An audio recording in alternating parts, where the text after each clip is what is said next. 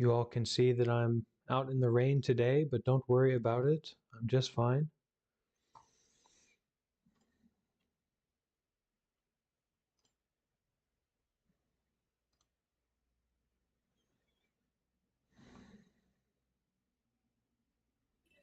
I've recently been giving some talks on different Discord servers and on Reddit, so a few new people have joined, so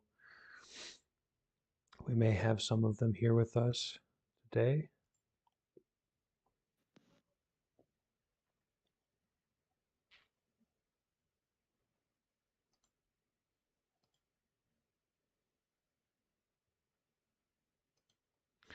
So I see Anushka, Donald, Karen, Karan, Christina, Nikki, Nuno, Amit, Aaron, Bubble Master, Jack, Ricky, Maya, Gold, Gurjo, Linda, Kaif, Ricky, Spencer, Spoinchy, Steve, Siraj. Very happy that you're all here joining.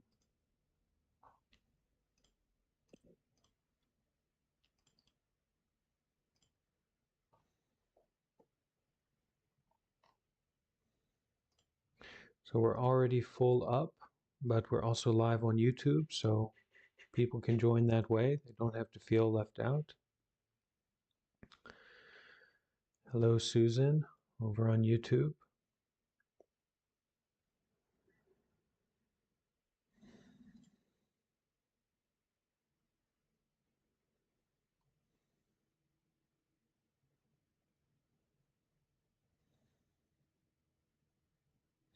So what we usually do in our gatherings is we get started, we go live on YouTube, and then we take a few minutes to give people time to join in, just like opening up the temple doors, so to speak, or the doors of the meditation hall, and then we all have this time to get settled, get comfortable before we begin.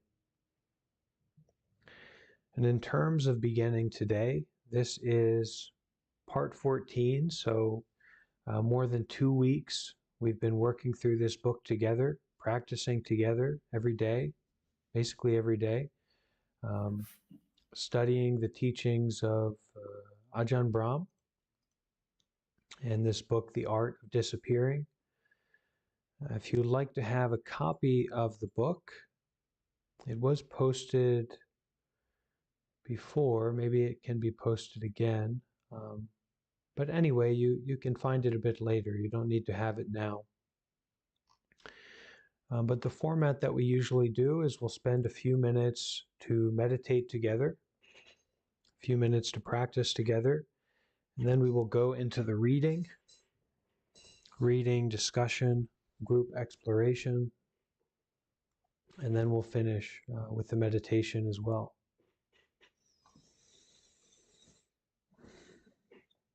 Hi there to Anna, Hoalu, Arisha, Wendy, Noah, over on YouTube. Glad you're all here, able to tune in.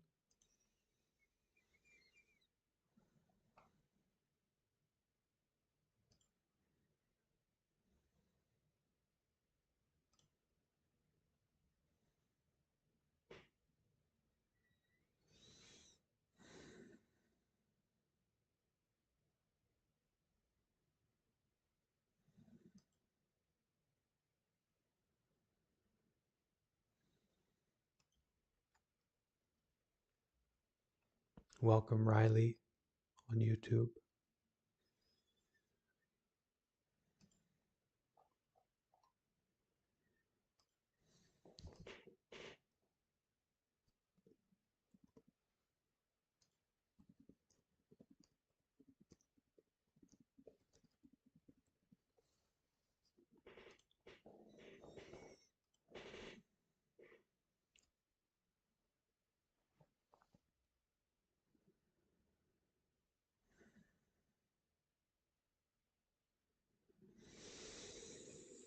So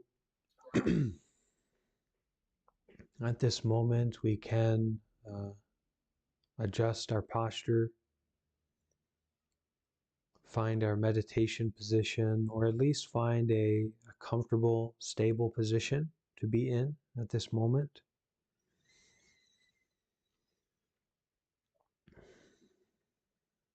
And getting comfortable, getting into a stable position for the body, we can start to follow the breath, start to take an interest in the breath. Okay? We follow the course of the breath, the path of the breath, as it flows in through our nose, goes into our body.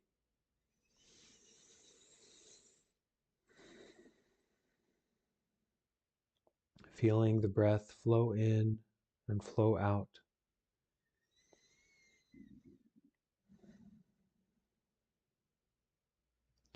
Following the breath like this helps us to begin the process of turning the mind around. Instead of looking outside, we start to look inside. We start to notice what's happening rather than doing anything.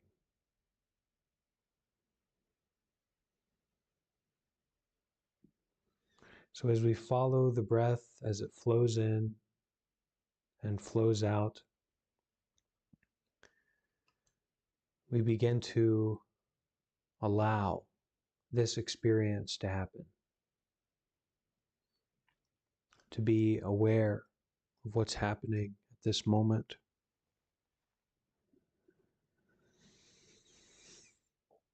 This allowing ourselves to begin being aware of what's happening at this moment is not going to Candyland,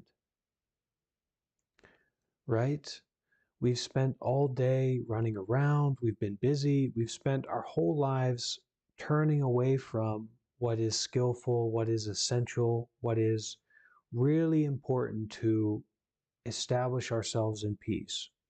We've spent our whole lives up to now disregarding that and focusing on non-essential things, satisfying our desires, satisfying our cravings, right? We've spent our whole life doing that.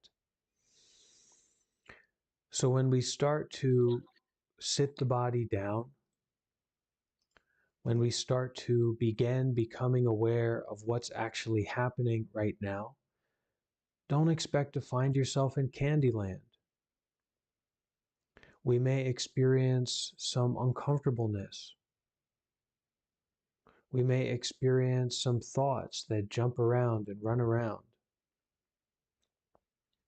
We may quickly leave this group, this session, because we're not ready for this. But putting the body down, finding this comfortable, stable position, and beginning to give our full attention, our full focus to following the breath. Following the breath as it flows in and flows out. Becoming aware, becoming more aware of what's happening in the present moment.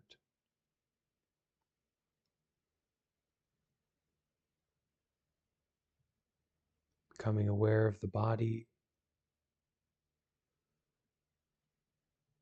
becoming aware of the state of our mind.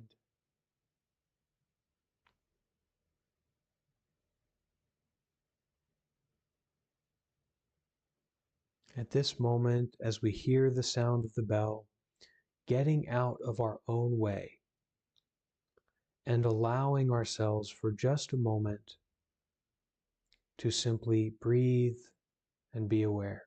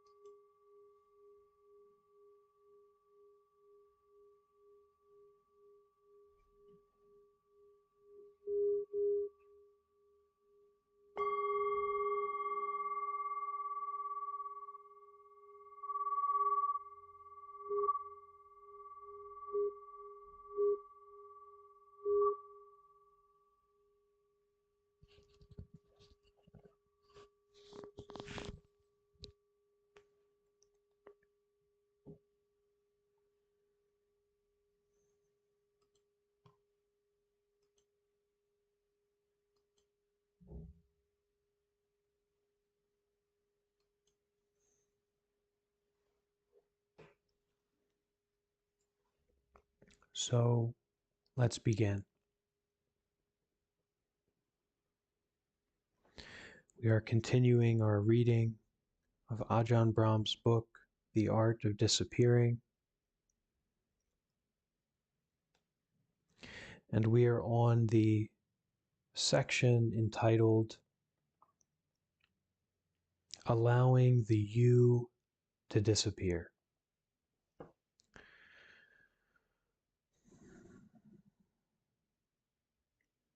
When it comes to meditation, when it comes to this path of transforming suffering, of ending our suffering, always remember that it is not that you can do it. Rather, it is that you aren't getting in the way. The process happens when you disappear. When you're demanding, you are there. When you have ill will, when you don't want something, you are there. When you have craving, desire for something else, you are there. When you have boredom, you are there. All these things create a sense of self that thinks it owns things and gets involved. In meditation, you are the problem. And you can't just go somewhere else. Wherever you go, you take you with you. So everyone should disrobe. Everyone should take off, put down this I garment, this constant self identification, attachment, fixation. That which you take yourself to be, that sense of self, should leave and vanish. So when we practice meditation, it's not that we are doing something. It is that we are allowing ourselves to be put down, to be let go of, to vanish. When the sense of you disappears, there is no ill will or desire. There is no rejection or I don't want this, I want something else. Because they are just part of the ego and the illusion of self. Then, when this self disappears, when this constant self-talk and self-focus relaxes, releases, disappears, then there can only be contentment and peace. Contentment is to be satisfied with what we have right now. It's very accessible, but we're so used to being in a constant state of self-fixation, of building ourselves up, of adding more and more thoughts and preferences and ideas to ourselves, right? All the time, we couldn't stop adding these self-feelings more and more. But when that sense of you disappears, then there can only be contentment and peace. Being at peace, being satisfied with what we have right here, right now, at this moment.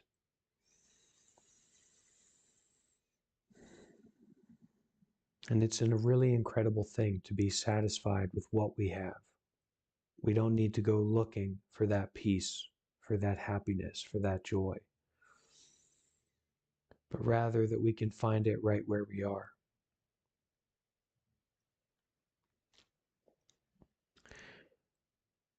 When I was a kid, I was a Cub Scout.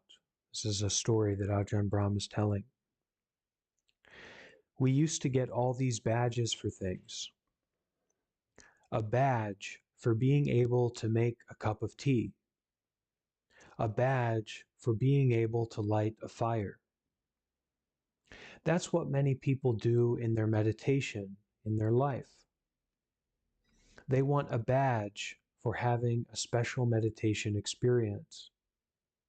They want a badge for having some kind of success in their meditation.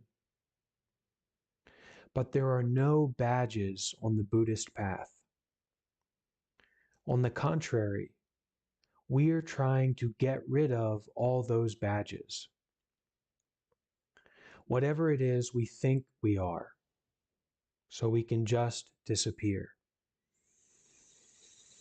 When you're restless, just disappear. When you're tired, just disappear. When you disappear, everything becomes nice and peaceful. When you're bored, when you're tired, when you're agitated or confused, ask, who's being bored anyway? Who is uncomfortable anyway? Who is anxious anyway? Just disappear and the boredom will vanish.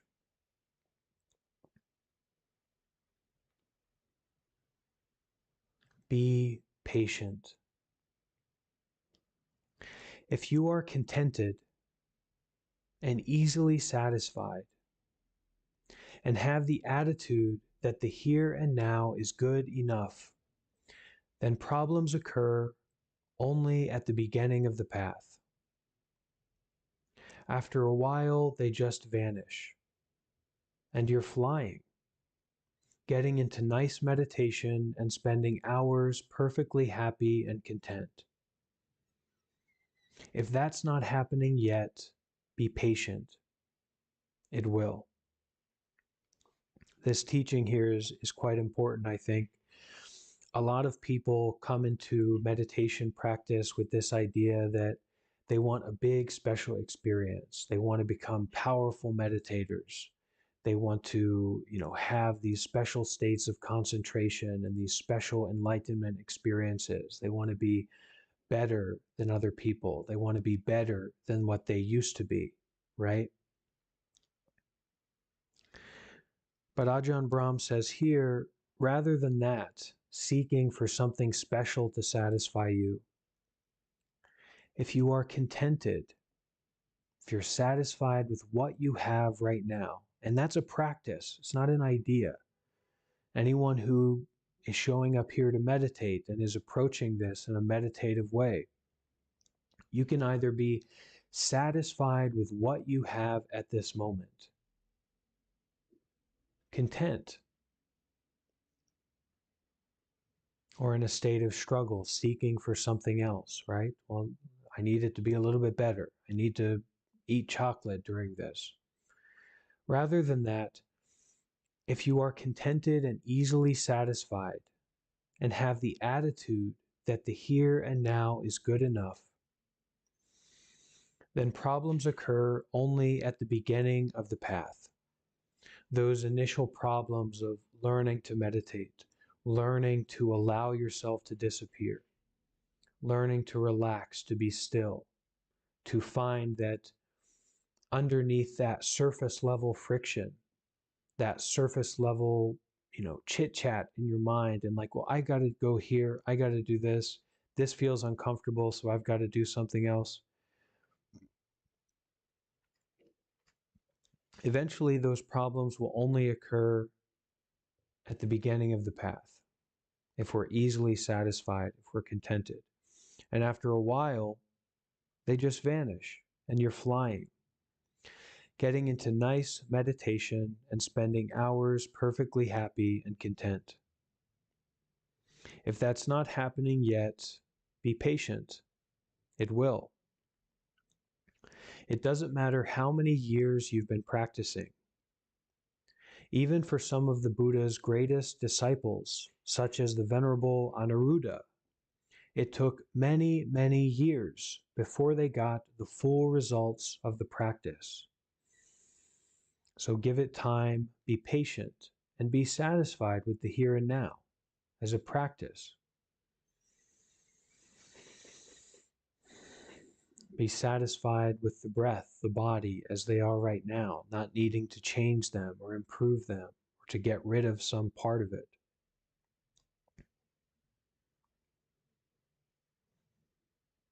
In the original Buddhist teachings, when they say that someone from a good family went forth and in no long time became an enlightened being, sometimes they meant several decades. 15 or 20 years is no long time when you consider the time scales of samsara, the time scales of this world of suffering that we live in, right? We're actually a very small, kind of even our full lifetime, 100 years, is this relatively small amount of time. So 10 to 20 years, it's not so much. So don't expect things to happen immediately, especially when you're a beginner to the practice. Otherwise, you'll never go from beyond a beginner because you're just showing up to meditation with expectation. It's like anything else in your life. Meditation is a time where we get to, where we are able to put down our expectations. It's wonderful. It's so liberating to be able to put down our desires and our expectations for our life, for our body, for our mind. To just breathe fully and be aware and be contented and satisfied with what's happening right now.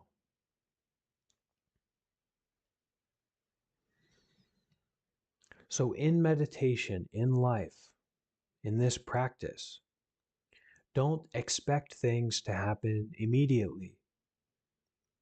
Your job is just to be quiet, calm, still, and peaceful. Don't hold on to that water buffalo. You'll lose your finger. Don't chase it. Don't chase this monkey mind. Don't chase this mind that feels uncomfortable or unsatisfied and then wants to run off. Let it run off. Just sit, just breathe, just be aware this moment. Don't hold on to that water buffalo. Don't hold on to that monkey mind. Don't chase it. Develop letting go.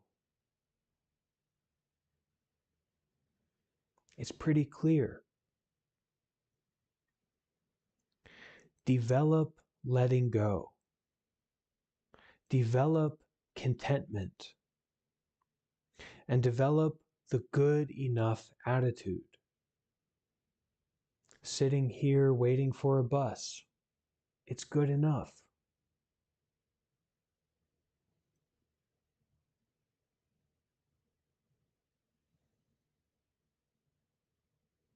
Feeling the heartbeat, sitting and breathing, it's good enough. Sitting in class, it's good enough.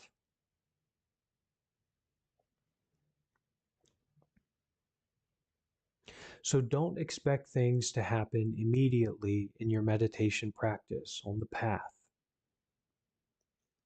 We can be grateful to just be on the path, to have gotten started, to be walking in this direction. Don't expect things to happen immediately. Your job is just to be quiet, calm, still, and peaceful.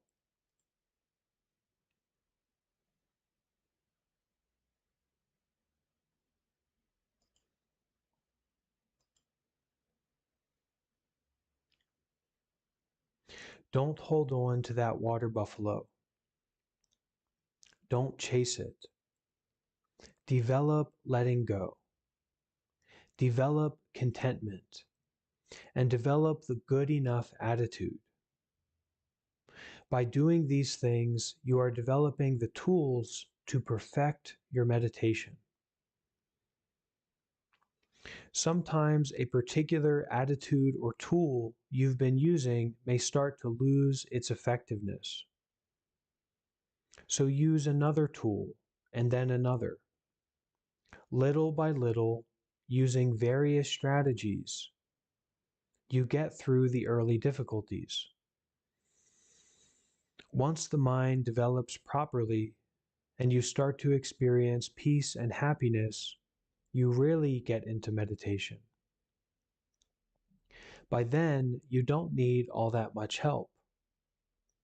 Sure, I could give you a few instructions, but you're already off having a wonderful time. And that is exactly what I want for you.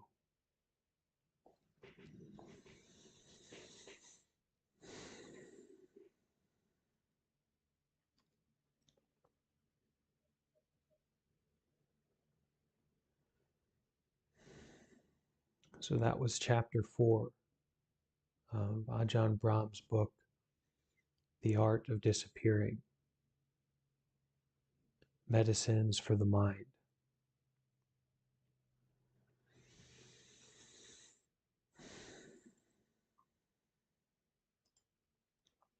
Would anyone like to ask a question or share about something that has come up so far?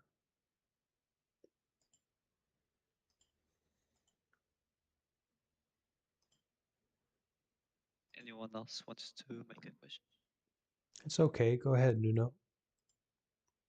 So I found it that this is a very difficult teaching to take in because, as you said and Ajahn said in the book, we have this massive ego and we mostly start doing meditation for a specific cause.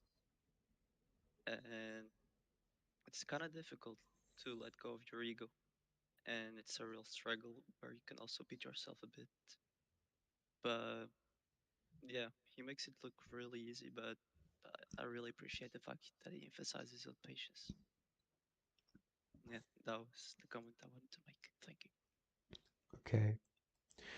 So the difficulty that you're mentioning, right, and that response to that difficulty to be a little bit harsh or to be a bit judgmental, this is exactly the soil, the ground on which that we practice this gentleness, that we practice this contentment. So developing letting go, developing being satisfied with what we have right now. Oftentimes, what we have right now is not candy and uh, sitting in a first class airplane, right? Going to some kind of big event or something like that, some party. That's not most of our life. So, developing contentment, developing this letting go, developing this good enough attitude can only be done as we face what you're speaking about, as we face those difficulties, those confusions, those stressors, and to be with them in this way of not judgment, not harshness, not running away from them, not trying to avoid them, but being satisfied with them. That this is good enough, that I don't need to go running around and chasing after something else, but actually I can be content, I can be at peace with what's happening right now. That this is something I have an ability to do. And you develop that. And so that in your normal, ordinary, everyday life, you can let go. You can be content. You can be satisfied with what's happening right now. So these difficulties are really the teachings, the teachers for us. And we can face them. And it's through facing them that we develop more compassion, more understanding, more peace, more wisdom. And eventually, actually, I heard this once from a Korean Zen monk, really amazing monk. He told me one year he only laid down 15 minutes a day. Can you imagine that? For a whole year, laying down only 15 minutes a day. And I certainly believe him. But he told me that eventually the problem is, if you really want to develop more and more and more, the problem is that you just become too peaceful, too joyful, it's too pleasurable. And then you have to detach from that to continue waking up more and more, because it's easy to at least understand this approach of, okay, I feel uncomfortable, I'm going to learn to be satisfied with that and not go chasing after something else. I'm going to learn to let go of that, right? I'm going to learn to say, okay, this is good enough, this is fine, even though it's uncomfortable. It's a whole other thing to be able to say that to those pleasurable experiences, to those pleasurable states, right? It's a whole nother level of releasing our ego attachment all the time, our constant selfishness, right? So when we sit down and we meditate and we face this uncomfortableness, these sufferings, it's a wisdom teacher. It really empowers us. And then we can start relating to our, those pleasurable experiences in our life as well. And the more that you follow this path, the more that you reduce that contraction, that self contraction, the more that life becomes peaceful and wonderful. And the same with your meditation. So that's a problem that most of us would like to have. But first, we need to face what is there and to really say that what is there is good enough. I've had a lot of times in my monk life, especially when I lived in Myanmar, in Burma, and was following around my teacher, Sayadaw Otamasara. Maybe some of you have heard about him or seen some of the Zoom calls that we've had with him. But in Myanmar, he will travel for weeks at a time in mountains, in desertous areas, in jungle areas where you don't have time to sleep. You don't have time to take a shower, where you drive for 12 hours and are completely immersed in car sickness and smoke and everything you can imagine. You show up to a jungle in the middle of the night, covered in sweat, covered in mosquitoes. Now there's a 2 or 3 hour talk. Our talks are usually 1 hour, and people can barely people can barely stay here, right? So imagine that 2 3 hours he's talking, and not even in a language I understood. And so it can be so miserable, right? You can be so overwhelmed by that. Or you can take the approach of, this is good enough. And it makes those experiences that would be boring or uncomfortable or difficult to be these wonderful opportunities to wake up, to refresh, to restart, and to receive all this wisdom that's kind of coming up all the time, right? We have all these faculties to experience reality and to know ourselves and to know the world and to know what's happening. But when we're not satisfied, when we get into this self contraction, this self constriction, right? We can't enjoy the world, and we can't grow from it. So we can be grateful. We can appreciate these difficulties, these sufferings, these confusions, all that jazz. It's helpful. It really is. And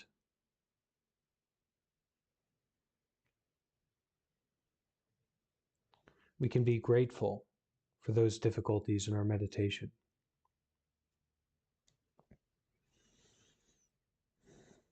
Thank you, Nuno. How about anyone on YouTube? Do you have a question or comment on what we've read so far? You can write in the comment section if you have anything, and maybe we have something on our voice text here in the Discord.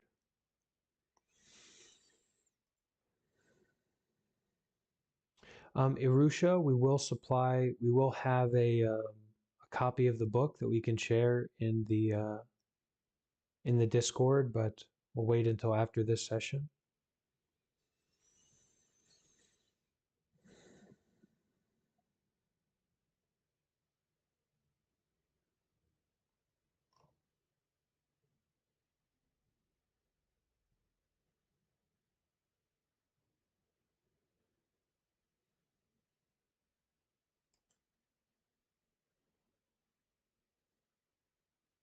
I could say something.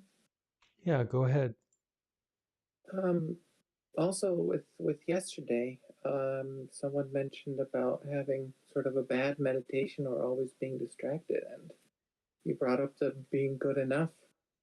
And today we had that again, and um, I noticed I had a completely different meditation experience today because of that. My meditation was good enough despite the distractions, and I wasn't worried about um, those distractions because previously I felt like I was back in school and I hadn't done my homework, and the meditation just wasn't quite working as I had expected it to be. But it doesn't, there don't have to be expectations.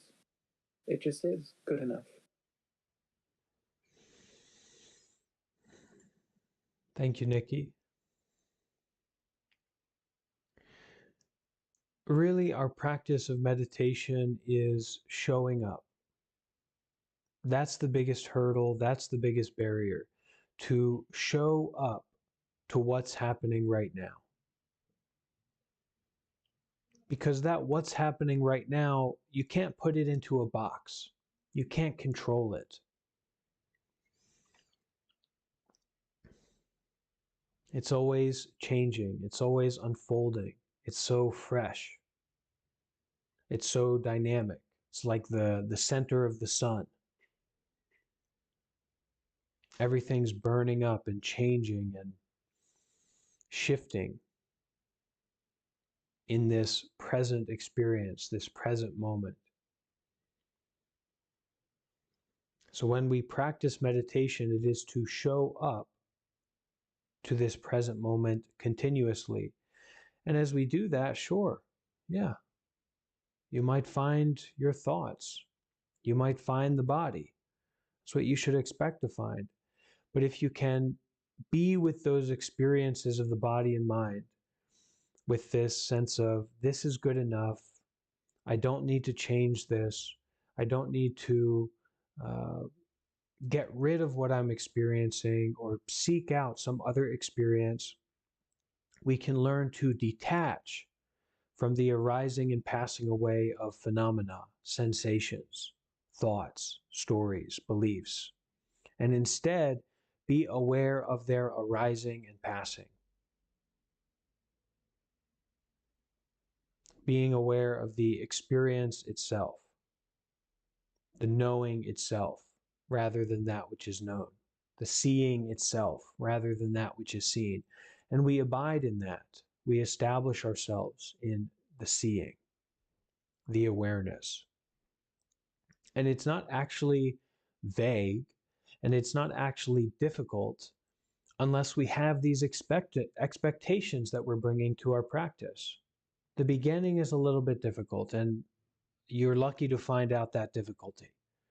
You're really very fortunate to find out the difficulty of beginning to become aware and to learn about the present moment.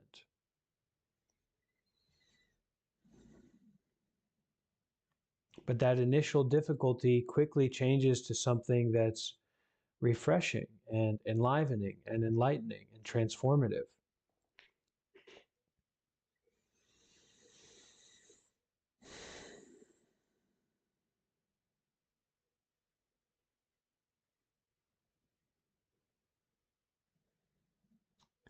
We have a question on the YouTube about, how do we teach others this?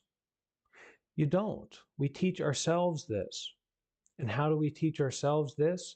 By stop trying to teach ourselves, by stop trying to do anything, by getting out of our own way. That's the difficulty, to show up, to put the body down, to put the mind down, and to just be aware. When we practice that, when we establish ourselves in that, yeah, we can share that with others, but it's through our practice, it's through our embodiment, not what we think about it, not what we believe about it.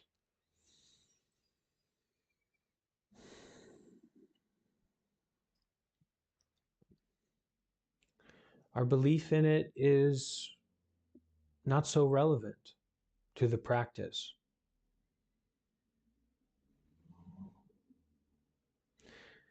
It's like exploring a cave that has a treasure inside.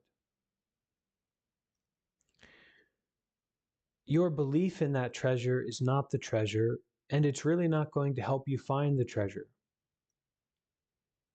Your faith, your understanding, your trust that a treasure is there is very important. But it's your exploration, it's your practice, it's your stepping into, it's your showing up, it's your seeing itself that is going to reveal that treasure, not your idea about it, not your belief in it. But you need a certain degree of faith, a certain degree of trust that that treasure is there. And faith develops also through practice. You start to see that through not really doing anything at all, not some complicated formula, not some religious doctrine that you start to believe in or adopt, or someone says you've got to do this, this, and this, and then you start to experience something, but just through your showing up, just through your breathing and being aware, peace reveals itself. Inability to be with what's happening reveals itself just by showing up.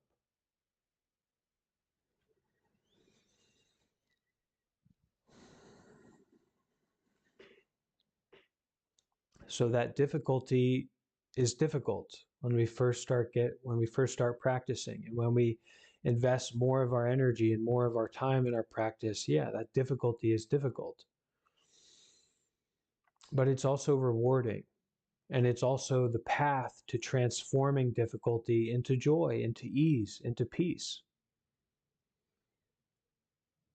But you don't need to struggle, you don't need to fight, you just need to show up, to face that experience.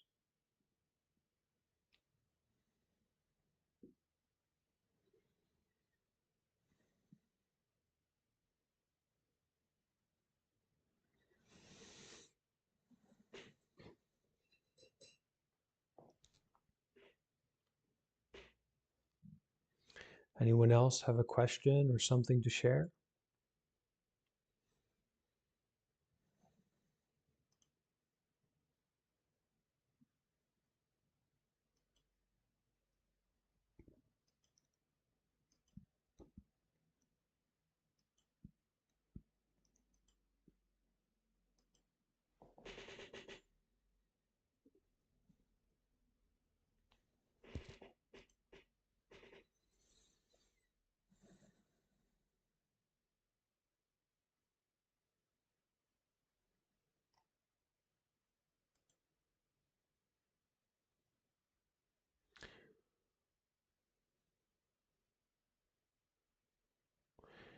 Fabian, could you read what you said?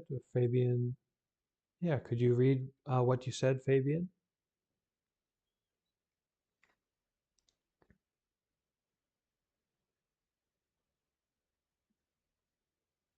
I can read it. Okay, yeah, I'll read it for you. So Fabian, who's a longtime member of our community, says in a comment in the voice text channel, uh, today in my therapy, I talked about my distress about the current world situation, and my therapist surprisingly said, if you take serious what you since so long meditating about, so if you take seriously what you've been meditating about, stop running away from the pain of the world. We are all interconnected. Of course, you feel pain, suffering, and distress from this situation. Take it as a chance to learn and be with it. Be with your feelings. Stop running away into consuming all this drama, and stop to live in the dramatic fantasies. I was really taken by surprise from this comment. Thank you, Fabian. That's wonderful. So it brings to mind the point that this is a very precious opportunity.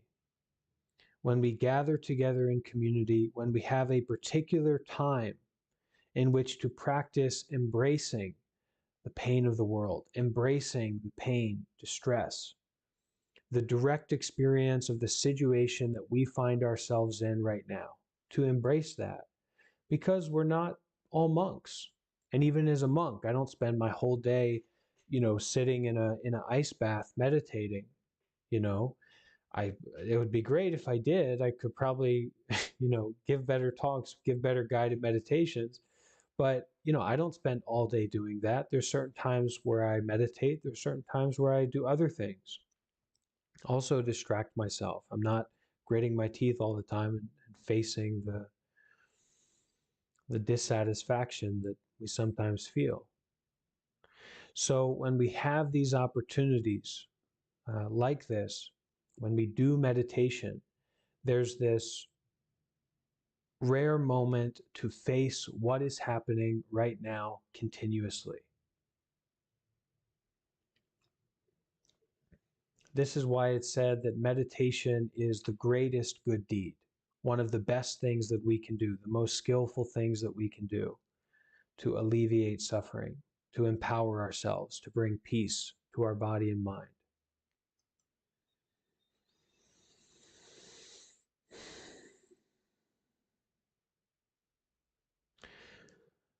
Okay, so that's what we're going to do right now. We're going to practice meditation together. The difficulty itself is your teacher.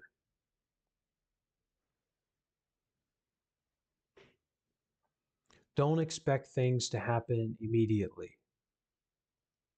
Your job is to just be quiet, calm, still, and peaceful. Don't hold on to the running around mind. Don't chase it. Develop letting go. Develop contentment. And develop the good enough attitude. By doing these things, you are developing the tools to perfect your meditation. So for a few minutes, let's all perfect our meditation together. Okay? So make sure that you're in a comfortable position, whether sitting in a chair or sitting cross-legged or even laying down, it's okay. But just make sure that you are in a comfortable, stable position.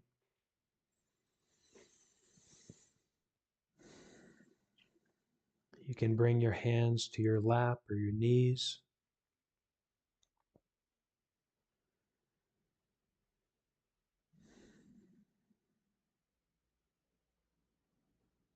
Setting this intention to face whatever is happening with gentleness, patience,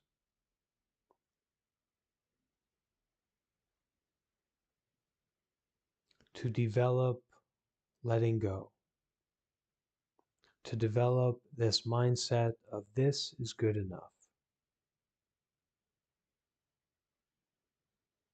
This is okay.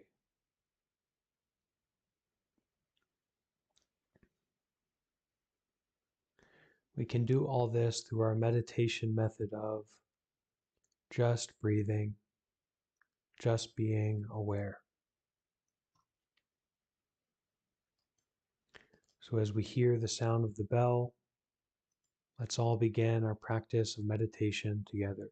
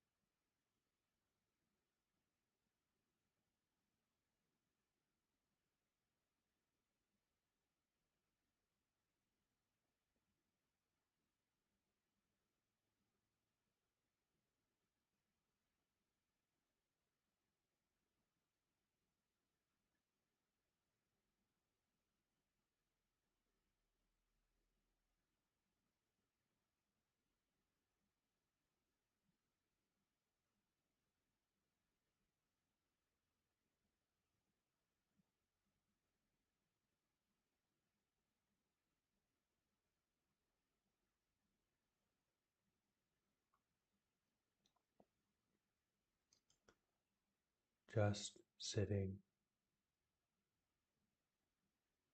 just breathing, just being aware,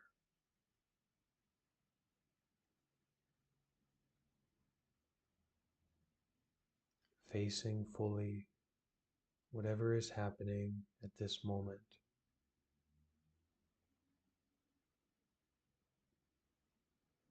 developing this mind of good enough, satisfied by whatever we are experiencing at this moment.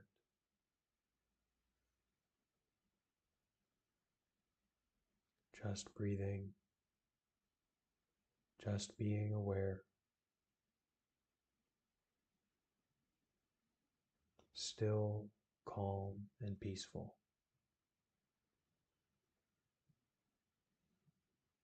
Just this.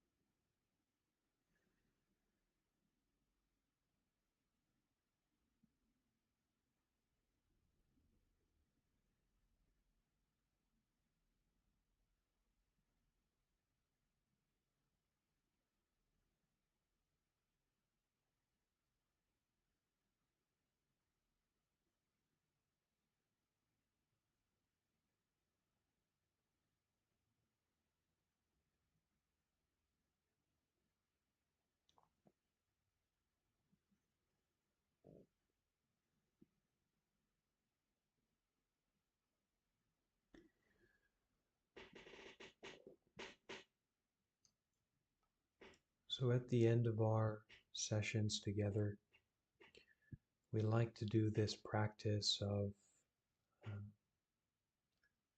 chanting together a little bit this word sadhu. So this word sadhu means great, excellent, wonderful, well done, good job. When we chant this word at the end of our group practices, we lift up, we recognize, we share this practice of goodness. When we look forward, when we think about doing this, we feel good. When we do it, we feel good. When we look back on it, we feel good. Sense of gratefulness, a joy that something very, very clear in our lives is good, wholesome, for the benefit of ourselves and for the benefit of all beings. So that's something that we don't take lightly, but that we really lift up, that we really celebrate in our lives. And this chanting together at the end is a way to come together in that recognition of goodness and to dedicate, to share that goodness more and more in our lives and in the people's lives that are around us. Okay, so everyone is invited to bring their hands together. Been following along, and bringing our hands together like this doesn't mean that we worship the Buddha or something like that. Um, it's an expression of sincerity and appreciation for each other's practice and for our own practice. Okay? So you can try to chant along with me. It's this word sadhu. It's kind of extended, elongated. So you can take a deep breath and try to join in with me as we chant this to finish up, okay? Sadhu.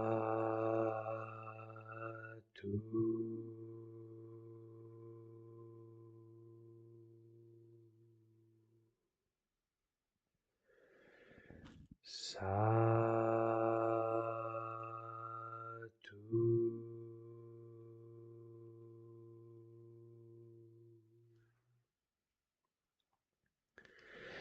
Sadhu.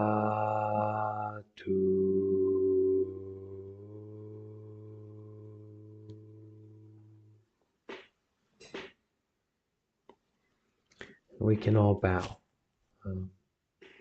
We bow to each other, each other's practice, and we bow to our own practice as well.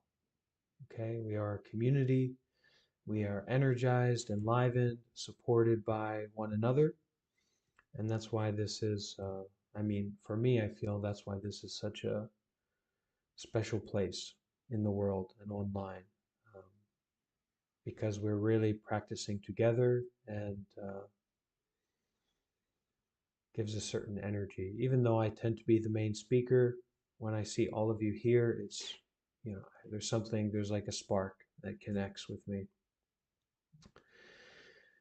So I just want to make an announcement that tomorrow is, at the temple here, it's usually a personal practice day. And sometimes in the Discord in our group, we're also working with it as a personal practice day. But tomorrow, for our 8 a.m. group meditation session, that's going to be on Zoom with my Vietnam group.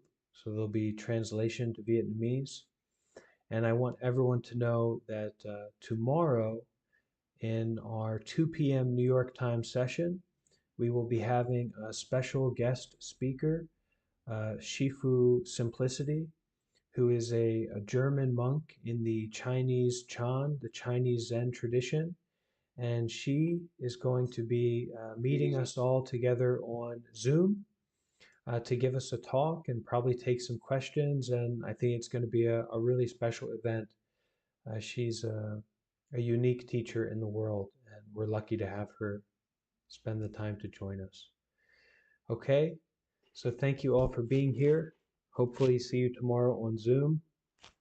Until then, take care of your life. Bye-bye. Thank you. See you Yeah. guys. Bye. Thank you all. Bye, guys.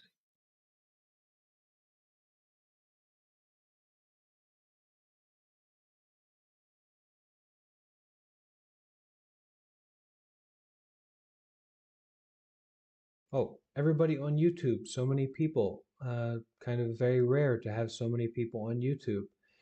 You're all very welcome to join our Discord, to join our community, and hopefully you'll be able to participate in um,